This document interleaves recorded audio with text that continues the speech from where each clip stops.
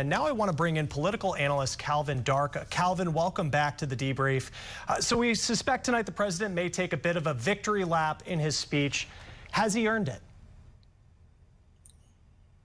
Hi, Chris. Yes, I think he has. And while it's good that he's taking a victory lap, we have to remember that this is Joe Biden. So there's not going to be much gloating, but he will be reminding the American people of how significant this deal was. And, giving a speech from the Oval Office really emphasizes that. And I think that that's good. I think it's good when leaders do these victory laps because they know that they can't assume that everybody knows all of the things that have gone into avoiding what would have been a major default and a major hit on our economy. How does this agreement play into his reelection bid and the message that he wants to send voters?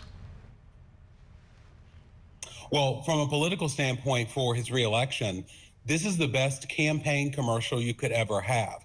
Think about it. You have video images of the person in the job who wants to keep the job successfully doing the job. So from his political standpoint, this is the best campaign commercial he can have. It also is the best thing that he can send a message to voters on, because voters, particularly in the middle, the excitement has been a bit much. I think a lot of voters will see that the stability, the bipartisanship, the compromise is a little less exciting, but maybe a lot more warranted. Because, everything doesn't have to be on fire every day. And I think voters in the middle will kind of appreciate that. Now, House Speaker Kevin McCarthy has been under the microscope through these negotiations as well. He faced some pretty strong words from certain members, the more conservative members of the House. But now that this deal is set to be signed, is he coming out of these negotiations stronger? I don't know if he's going to be coming out of the negotiations stronger. I do think that he's not going to be hurt like people were projecting. There was a time not too long ago, just a few days, where when it looked like this deal was going to pass, the conversation shifted to, well, how long does Kevin McCarthy have in the job? Because there were people in his party, particularly on the far right, saying that this was not what they signed up for when they voted for him as Speaker. But I think that once things have calmed down and we see that people came together, avoided a default, they always say compromise is where everybody hates it a little bit. And if that's a real definition, then this bill doesn't. Now, this weekend is a big weekend when it comes to the race for the GOP nomination in Iowa. You have several candidates who will be there. We're expecting to see New Jersey Governor Chris Christie enter the race next week, as well as former Vice President Mike Pence. While we are expecting to hear the president take a bit of a victory lap, as we've been talking about, what could those candidates find in this deal that could help them in their cause as they eventually want to take President Biden's job?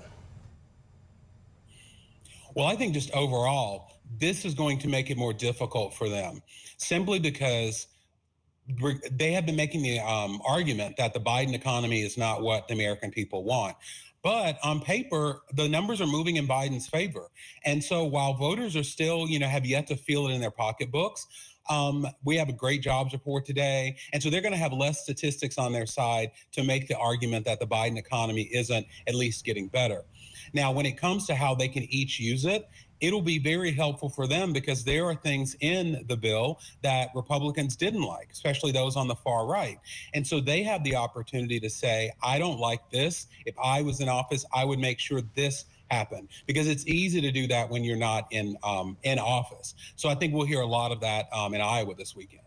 And with the deadline so close, maybe they were forced a bit into this compromise situation, though the president may talk about how unity was found here. Are we expecting moving forward to hear more, or I guess can we expect to see more compromise after a deal like this? I don't think that it would be realistic to say that we're going to see more compromise on big issues, say immigration or gun reform or anything like that.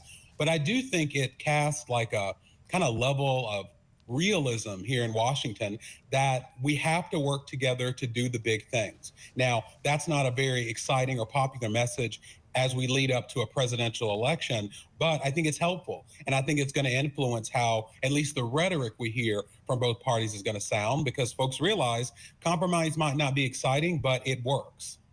All right, political analyst Calvin Dark, we thank you so much for your perspective as we are awaiting what the president has to say tonight.